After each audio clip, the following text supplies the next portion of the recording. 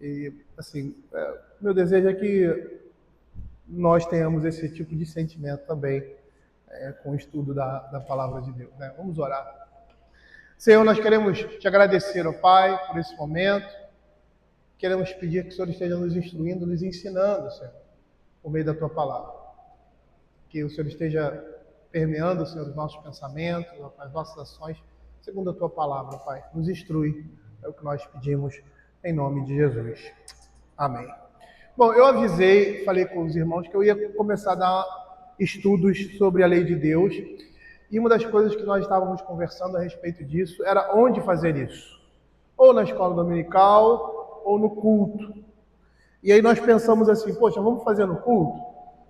Porque no culto a igreja está em peso. A escola dominical muita gente vai embora, não fica. Esse é um assunto extremamente vital. E aí, pesando todas as coisas, eu resolvi, até pela situação em que nós estamos vivendo, né, como escola dominical e algumas coisas que nós temos como conselho dar uma demanda e tal, em algumas coisas, e a gente se utiliza do domingo, às vezes, para isso, nós vamos iniciar esse estudo na escola dominical.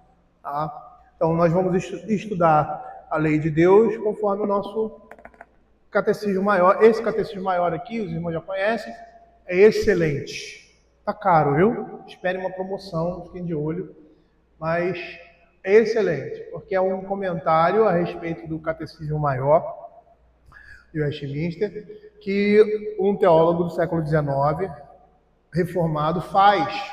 Edilin holandês, ele é holandês, eu acho, né? Ele faz, pelo menos o nome dele né? Ele faz a respeito de cada pergunta. E é muito interessante, porque ele é bem didático. E a gente vai ver isso na utilização também desse estudo. Então, eu gostaria de iniciar esse estudo, né, falando sobre a lei de Deus e o que muitas pessoas às vezes pensam. Né? Muitos pensam que a lei de Deus é uma expressão da atuação de Deus no passado, tá? E que diz que não tem significado para nós hoje. Tá?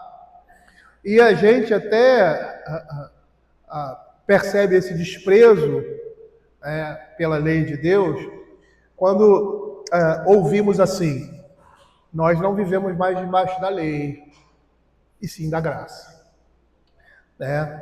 E na realidade, isso representa uma ignorância da nossa parte do que significa lei e do que significa graça. Até porque uma está dentro da outra, né? A graça de Deus se manifesta pela sua lei, pela maneira como ele se revela a nós. Mas não somente esse pensamento de que o Velho Testamento passou, é algo superado, nós temos o Novo Testamento. Isso é uma grande mentira, porque a Bíblia é um livro só. Agostinho dizia que o Novo estava no Velho e que o Velho estava no Novo. Que o Velho apontava para o Novo e que o Velho estava revelado no Novo. Tá? É lógico que existem algumas coisas na escritura do Velho Testamento que passaram, como também no Novo Testamento, coisas que passaram. Eles estão falando de um passado.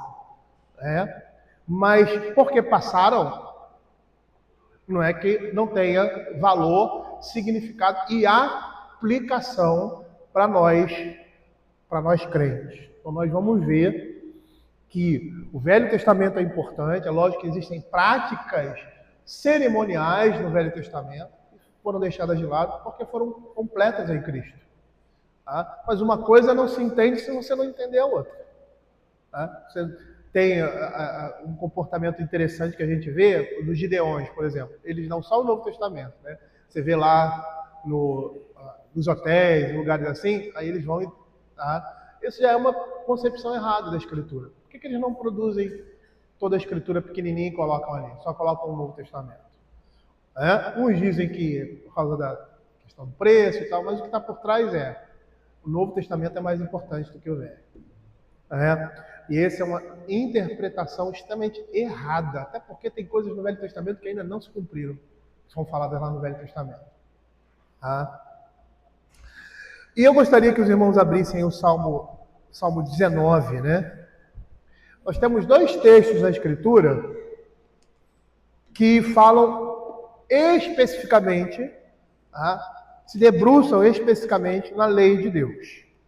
Tá? O Salmo 119, em que Davi desenvolve ali determinados temas. Spurgeon ele dividiu em oitavas, porque é da forma como se divide ali, de 8 em 8 versos, e ele faz um comentário sobre o Salmo 119, que é exclusivamente o título da Sociedade Bíblica do Brasil, fala com precisão do que representa o Salmo 119, a excelência da lei divina. Ele vai nesse Salmo, nesses cento e não sei quanto, deixa eu ver aqui, 176 versos, tá? Ele vai falar sobre a lei de Deus. Mas é no Salmo 19 que eu gostaria que vocês prestassem atenção. Tá? Por quê? Porque nós vamos ter ali, de uma certa forma, a demonstração do que é a lei de Deus. Às vezes a gente tem uma conotação errada do que seja a lei de Deus, e esse salmo ele mostra o que é a lei de Deus. Tá? E a lei de Deus ela pode representar um tempo, ela pode se desenvolver no tempo, né? Pode ser algo passado que ficou para trás, mas pode ser algo permanente. Então, para nós entendermos isso, Salmo 19, dos versos 7 a 11, ele vai falar somente sobre a lei de Deus. Ele está falando sobre a revelação especial, natural primeiro, né? Que é dada por meio da criação, e agora ele vai falar da revelação especial e vai mostrar a excelência de uma sobre a outra. Aí ele vai dizer assim, veja o que o salmista faz quando ele fala sobre a lei de Deus, as expressões que ele define a lei de Deus. Ele começa dando o nome, né, a lei do Senhor, e ele começa a definir essa lei por meio das escolhas que ele faz de expressões nominais que representam a lei de Deus. Então ele começa dizendo assim, a lei do Senhor é perfeita e os frutos dela, e restauram a alma. Agora ele chama a lei do Senhor de testemunho. O testemunho do Senhor é fiel e dá sabedoria aos simples. O que é a lei de Deus? Os testemunhos do Senhor. É aquilo que ele declara. Agora ele muda a expressão. Os preceitos do Senhor. O que é a lei de Deus? São preceitos. Que preceitos são o quê? São ordenamentos. Do Senhor são retos e alegre coração. O mandamento. Agora o mandamento do Senhor. Os 10 mandamentos. Então toda lei é um mandamento. O que é um mandamento? Uma ordem, um imperativo. É puro e ilumina os olhos. O temor do Senhor, ou seja, ele classificou a lei do Senhor como o temor do Senhor. É o princípio da sabedoria, né? A lei de Deus. É limpo e permanece para os juízos do Senhor, ou seja, os juízos de Deus são a sua lei. Então perceba aqui que o que é a lei de Deus? Quando a gente a lei de Deus, a gente olha os 10 mandamentos. Não é só os 10 mandamentos, a lei de Deus. A lei de Deus compreende toda a sua vontade ao seu povo, ao homem, resumida nos 10 mandamentos, mas que é desenvolvida em toda a Escritura. Então, o que foi, por exemplo, o chamado de Jonas? Foi um mandamento do Senhor. Representava o quê? Um decreto seu, uma lei. Só que essa lei ela tem uma característica diferente, né? Que foi para ele, especificamente, para que ele fizesse alguma coisa. Foi a vontade, a lei de Deus, a sua vontade também. Então, quando nós entendemos a abrangência da lei de Deus, nós vamos estudar os 10 mandamentos. Nós vamos entender que tudo aquilo que Deus declara de forma imperativa nas Escrituras é lei de Deus. Algumas coisas são pessoais, né? Tem o caráter de lei, né? Algumas coisas são gerais, algumas passaram e outras permanecem. Mas, independente da passagem ou da permanência, elas sempre terão um princípio universal, que que ultrapassa todo o tempo, todo o século, e toda e qualquer cultura e todo qualquer entendimento. Ela permanece, o princípio permanece eternamente. Então, as leis civis, a gente vai falar sobre isso, para Israel ficaram para cá, ficaram para trás, até porque eram aplicadas num contexto completamente diferente do nosso, mas esse princípio permanece. Nós podemos olhar lá, olha o princípio que está aqui por trás da questão de alguém que rouba alguém, ou que lesa alguém que mata uma pessoa. Qual é o princípio que está aqui? Está sendo demonstrado aqui. É o princípio que nós temos que aplicar. Agora, a forma de aplicar isso vai ser completamente diferente daquela que foi aplicada no passado. Então, de uma forma geral, o que é a lei de Deus? A lei de Deus é a trilha a ser seguida pelo crente, sendo também uma expressão concreta do nosso amor para com Deus. Ou seja, a resposta que eu dou a essa lei demonstra o amor que eu tenho para com o Senhor. Se nós abrirmos lá João capítulo 14, João capítulo 14, no verso 21 e 22, veja o que a Escritura vai nos dizer. Ela vai dizer assim: aquele que tem os meus mandamentos e os guarda, esse é o que me ama. E aquele que me ama será amado de meu Pai, e eu também o amarei e manifestarei a ele. Verso 23, respondeu Jesus: se alguém me ama, guardará a minha palavra, e meu Pai o amará, e viveremos para ele, e faremos nele morar. Então, o que é a lei de Deus para mim? A trilha a ser seguida por mim como crente, mas também ela é uma expressão, ou seja, o meu praticar a lei de Deus é uma expressão do meu amor para com Ele. É isso que a Escritura vai dizer. Nós vamos perceber na Escritura que nós não podemos obter salvação seguindo a lei, mas nós não podemos desprezar a lei de Deus. Ela é uma dádiva graciosa aos homens, é o caminho em que nós devemos andar. E aí eu gostaria de mostrar para vocês o papel da lei de Deus na vida diária da nossa vida, na vida diária do homem, e descobrir nessa lei a misericórdia e a graça de Deus para conosco.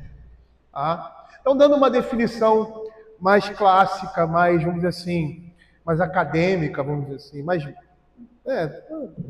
formal. O que é a lei de Deus? É a vontade revelada de Deus. Então, abra aí Deuteronômios capítulo 5, porque todas as vezes que nós fazemos uma afirmação, nós precisamos confirmá-la com a Escritura. Do verso 31 a 33, nós vamos pensar alguns textos do seu contexto, e para ver essas realidades assim pontuais. Diz assim: tu, porém, faça-te aqui comigo, e te direi todos os mandamentos, estatutos e juízos que tu lhes hás de ensinar, para que cumpram na terra que eu lhes darei para possuí-la. Cuidareis de fazer como vos mandou o Senhor vosso Deus. Não vos desviareis nem para a direita, nem para a esquerda. Andareis em todo o caminho que vos manda o Senhor vosso Deus, para que vivais, bem vos suceda, e prolongueis os dias na terra que haveis de possuir. Ou seja, o que nós estamos vendo aqui? A vontade de Deus, ela se manifesta por meio da sua lei. A sua lei é a sua vontade. Abra 1 Samuel, capítulo 15, verso 22.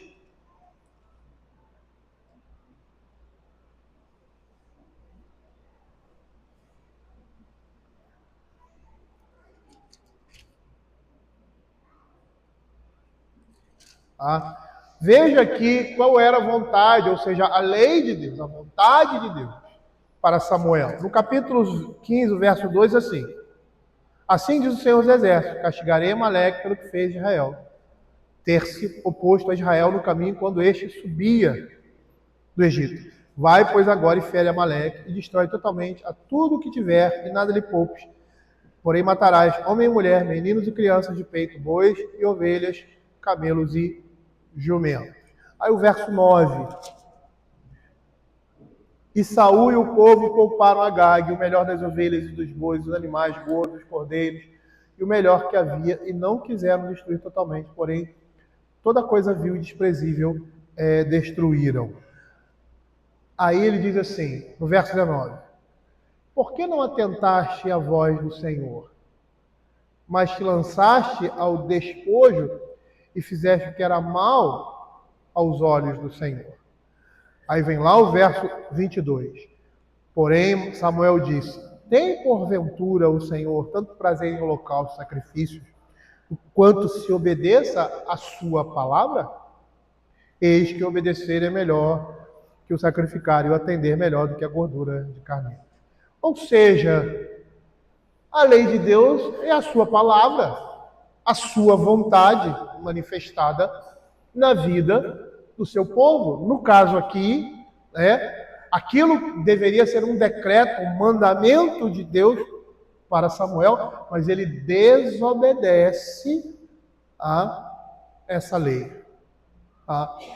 Quando nós olhamos isso, a gente muitas vezes tem a noção que a lei, é um conjunto de regras.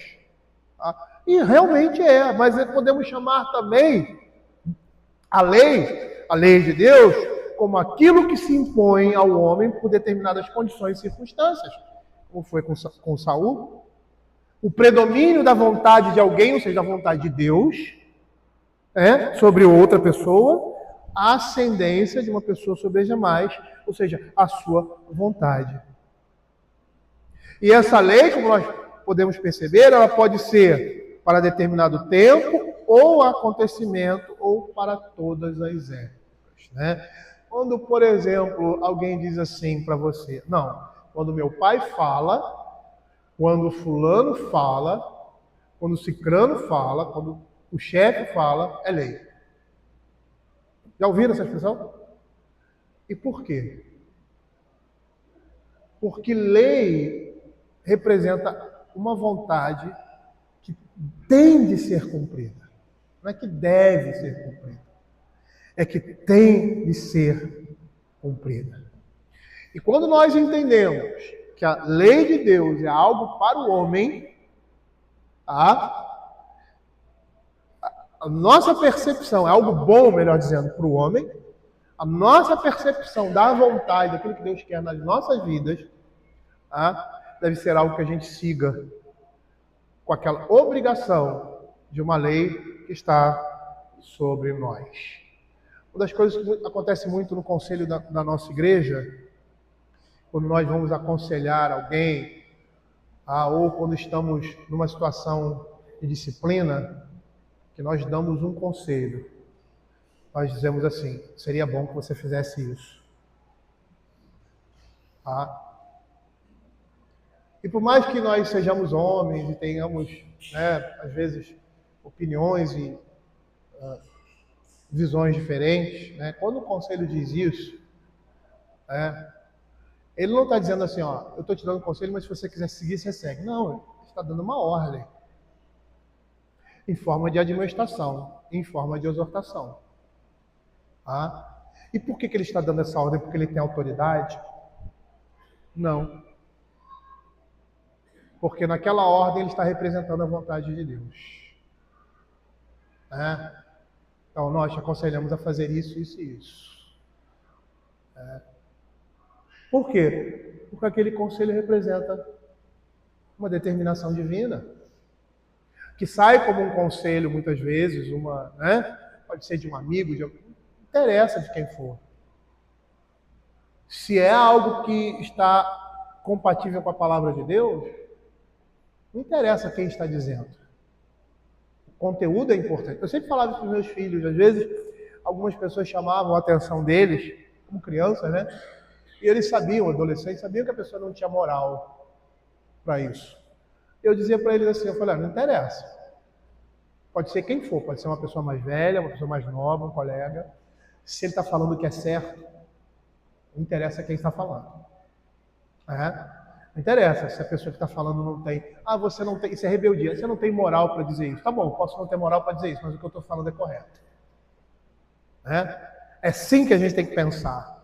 Porque às vezes uma pessoa chega e dá um conselho para nós, um irmão, aí você chega de uma forma rebelde, você não tem moral para dizer isso. A pessoa não fala nada. Não diz nada, fica calado. Mas na sua cabeça você tem que pensar assim. Não interessa quem está falando.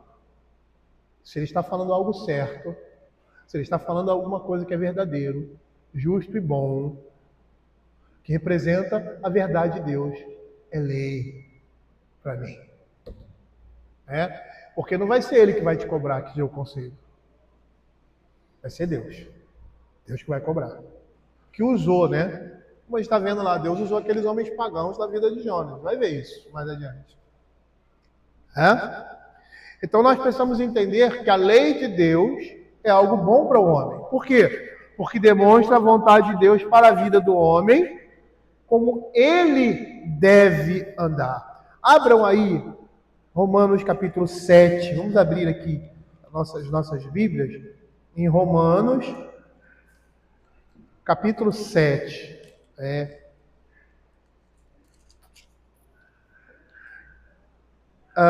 Do verso 12 a 14.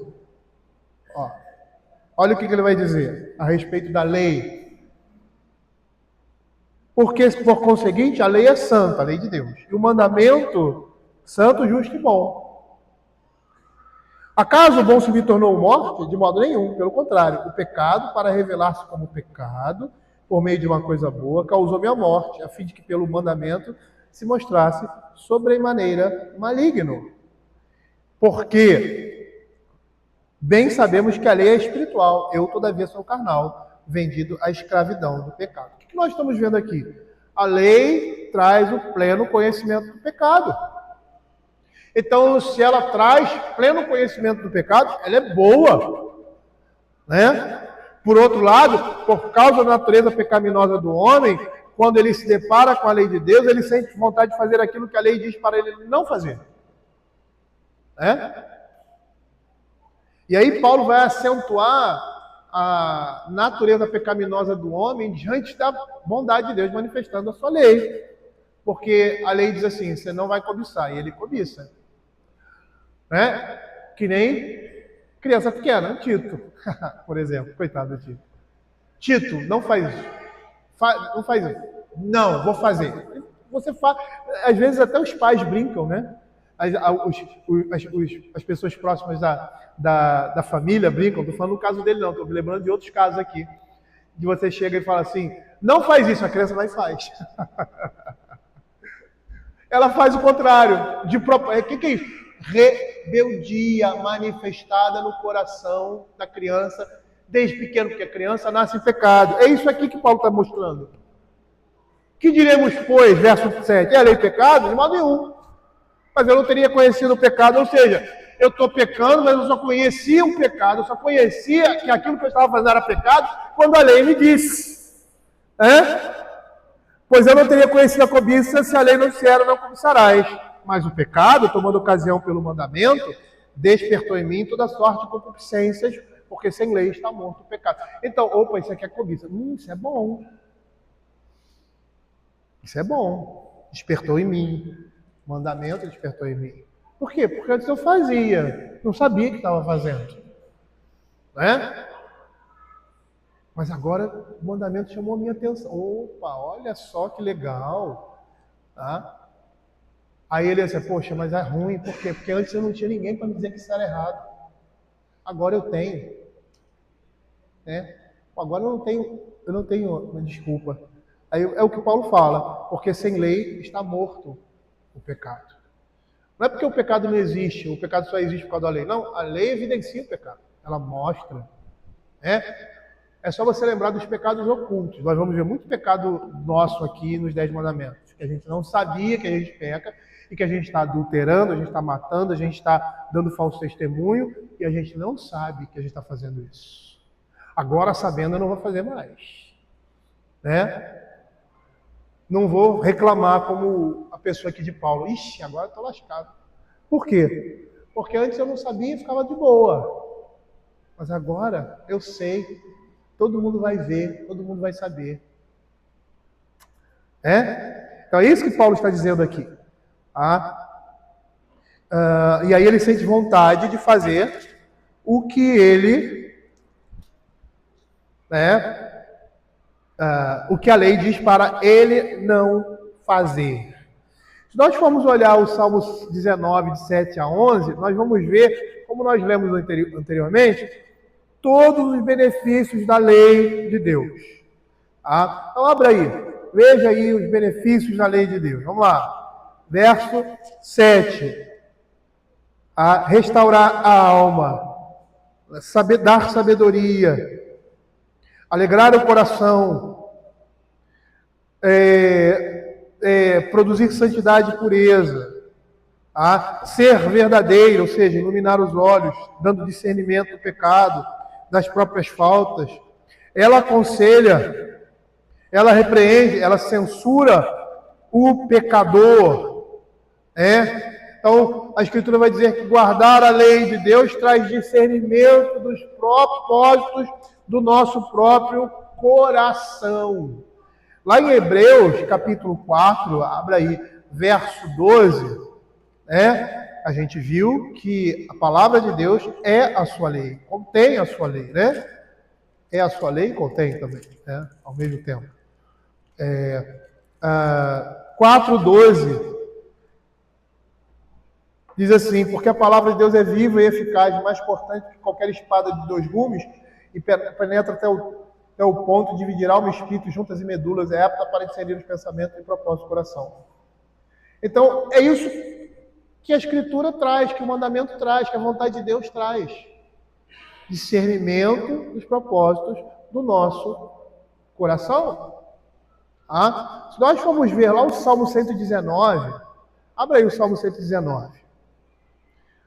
Salmo 119, verso 1, 2, 5, 9, 11, 14, 18, 36, 34, 45. Olha que interessante. Os que andam na lei de Deus são felizes e abençoados.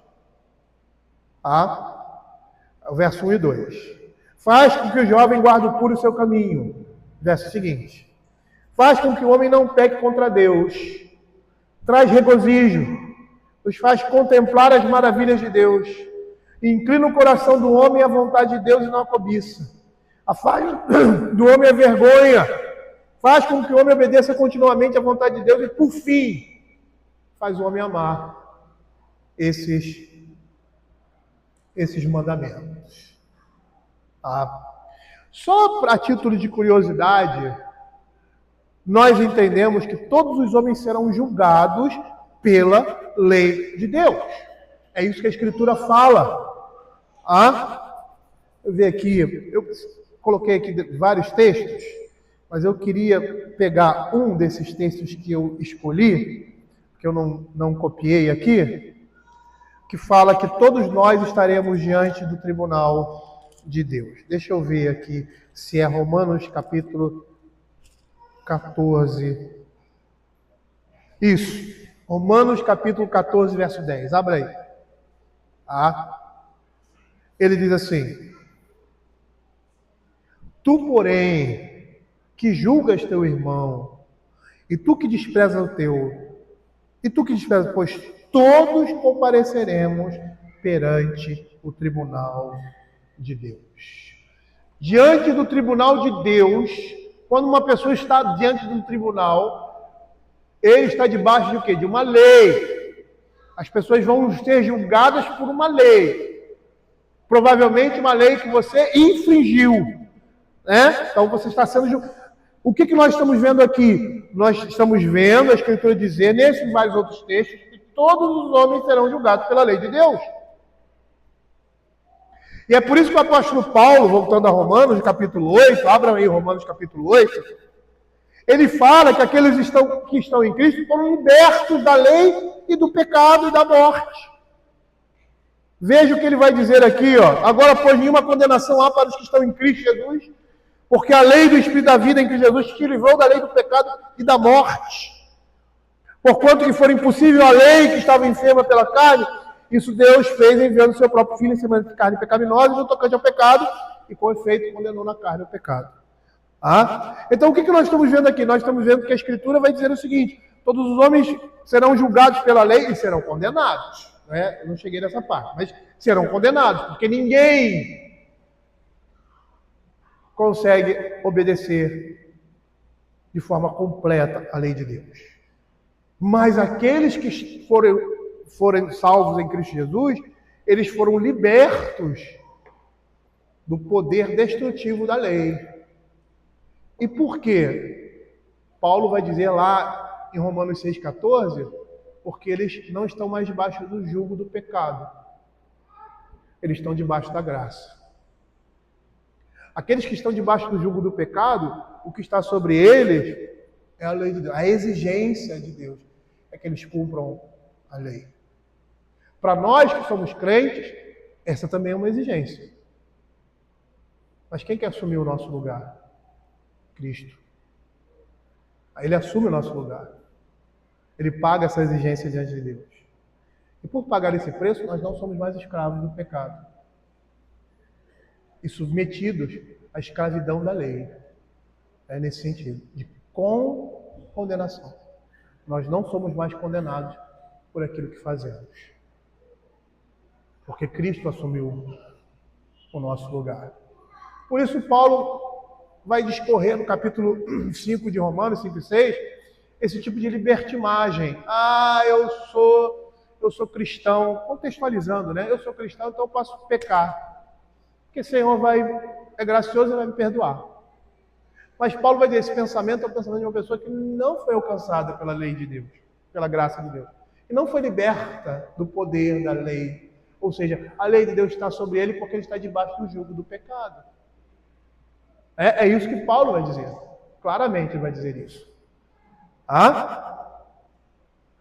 E aí eu gostaria de encerrar, vou encerrar hoje. Hoje eu estou bom, encerrando sempre no tempo. Antes de nós adentrar, isso é só uma introdução, tá? No próximo encontro nós vamos ver o que é lei moral, como é dividida, como Deus divide, como a Escritura, né? Escritura não, como os teólogos dividem a lei de Deus. Porque quando você olha para o Velho Testamento, não tem essa divisão civil, cerimonial, moral. Não tem. Por que se faz essa divisão? Para fins pedagógicos, mas tudo é lei de Deus. Por quê? Porque aquilo que se referia à lei de Deus no Velho Testamento, a questões cerimoniais, hoje se cumpre por meio de Cristo, da sua igreja, né?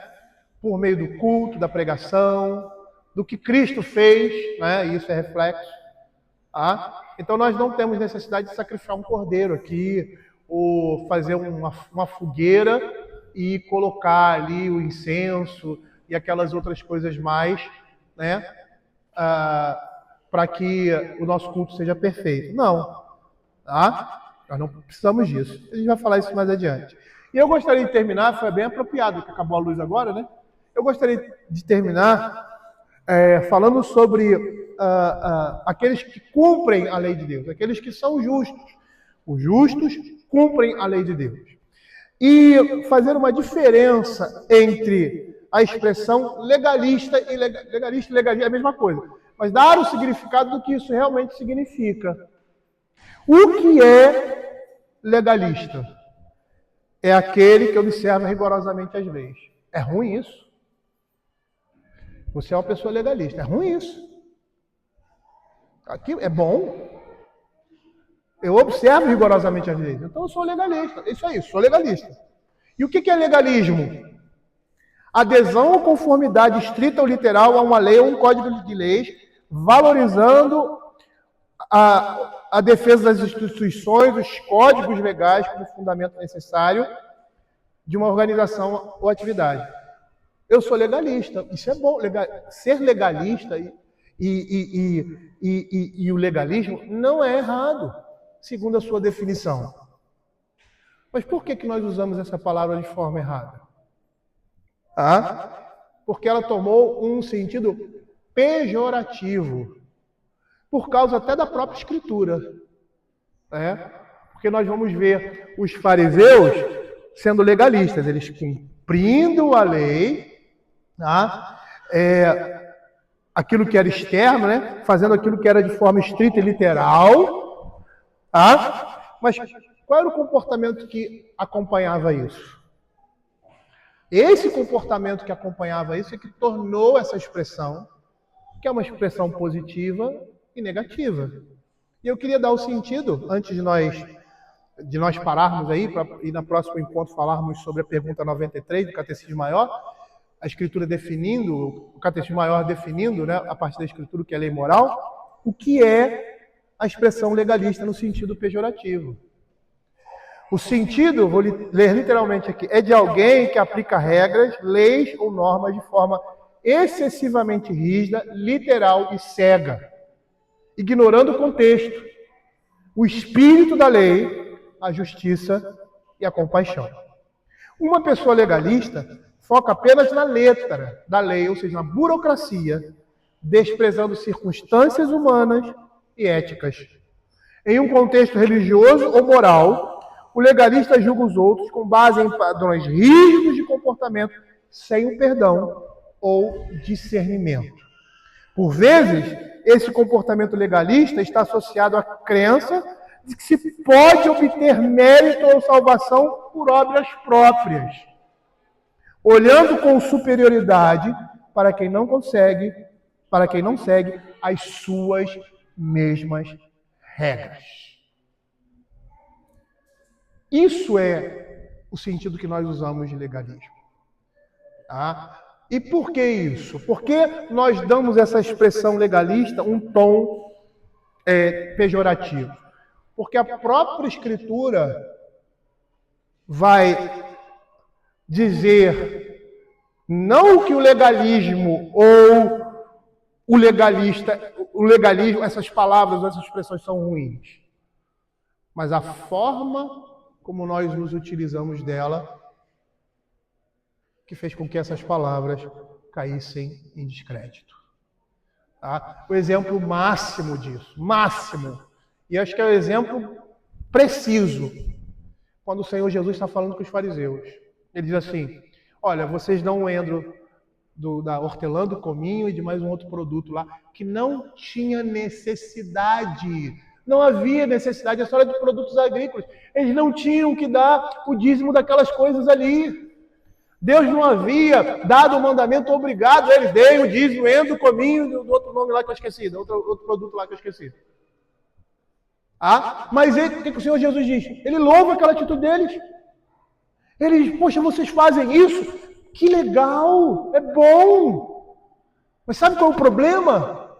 O problema é que vocês estão esquecendo o fundamento disso tudo. A justiça, a misericórdia e a fé. Eles eram legalistas por isso. Eles eram legalistas por isso. E nós precisamos ter cuidado com essas coisas. É quando julgamos alguém.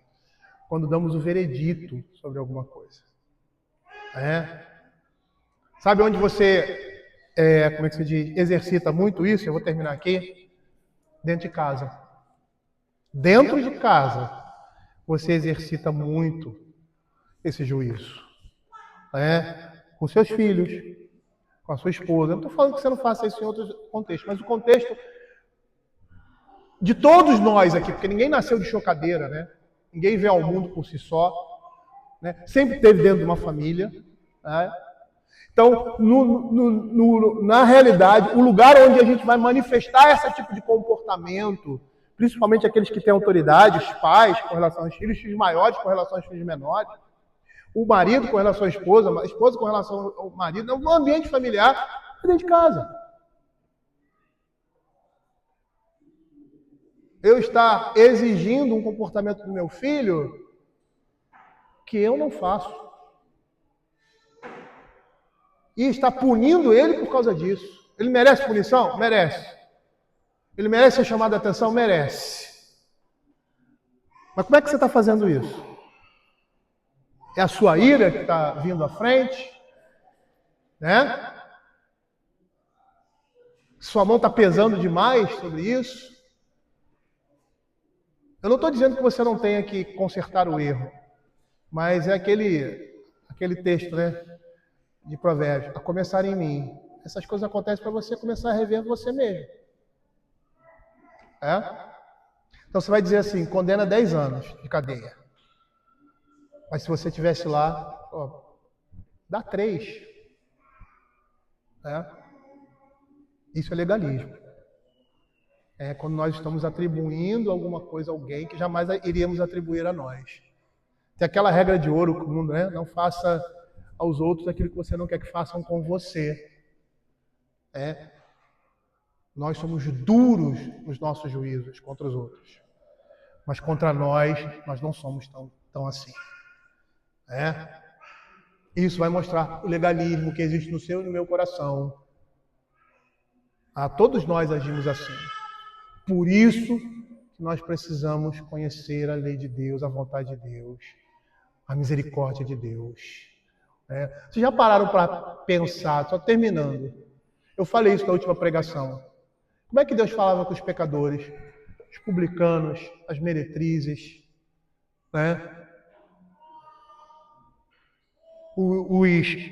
aquelas pessoas que andavam de forma pecaminosa, quando chegavam diante dele, como é que ele falava? Ele falava com misericórdia. Por quê? Porque aquelas pessoas eram pecadoras e eles estavam vindo a ele. Como é que ele falava e vindo com fé? Vindo com fé, eles reconhecem o pecado e estão vindo com fé. Não é aquele cara que está vivendo no pecado e está vindo cada dia distante de Deus, como os 2 ladrões na cruz. Ele vem com fé. E aí, como é que ele se refere aos religiosos, aos fariseus? Ele é duro. Ele é mais duro, cara, ele é mais duro com os religiosos da época do que aqueles pecadores que vão em busca do perdão dele. Tem que ser assim que funciona. Homens cheios de si, que não conseguiam ver o seu coração orgulhoso, enquanto os outros, que eram tudo aquilo do fariseu e do publicano, era tudo aquilo mesmo. Na oração do fariseu e do publicano, eu não faço isso, eu não faço aquilo, eu não faço aquilo, esse cara faz isso. Realmente ele chega diante de Deus e diz, Senhor, isso é verdade. Por isso eu estou aqui, tem misericórdia de mim. Deus não rejeita pessoas assim. Porque na realidade, há uma ironia aí. Porque esses que estão na religião, que estão fazendo aquilo que é a vontade de Deus externamente, estão parecendo externamente bons aos olhos dos homens, e acham que está fazendo bem aos olhos de Deus, estão vivendo no pecado da injustiça, da falta de misericórdia, da falta de coração. Veja a igreja de Éfeso. O que ele diz? Abandonaste teu primeiro amor. Voltas pelas práticas. E aqueles pecadores que viveram uma vida imunda, mas que hoje estão diante de Deus, reconhecendo o seu pecado, querem essa graça de Deus, eles são aceitos. E se você não consegue se ver, não é no lado dos fariseus não, no lado dos pecadores, se você não consegue se ver como esse publicano, como essa meretriz, como esse cobrador de impostos, como esse pecador miserável, é porque você está num outro plano, no plano dos fariseus. Se você não consegue ver que dentro de você tem todas essas coisas, e que é somente pela graça de Deus que te alcançou, que você está hoje como está, na realidade, você é um grande fariseu. É um grande fariseu. E esse é o grande problema que nós convivemos como crentes. Muitas vezes nos tornarmos fariseus sem percebermos. Porque falta misericórdia, falta bondade, falta justiça que Deus usou na sua vida para que hoje você esteja aqui.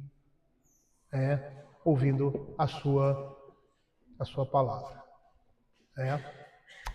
Queridos, nós terminamos aqui,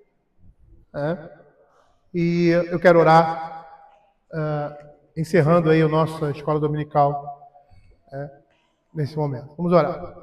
Senhor, queremos te agradecer, ó Pai, por esse tempo de instrução. Queremos pedir que o Senhor fale ao nosso coração através da tua palavra, Pai. Que o Senhor esteja nos ensinando cada dia mais e que possamos aprender cada dia mais com as Sagradas Escrituras. É o que nós pedimos, em nome de Jesus. Amém.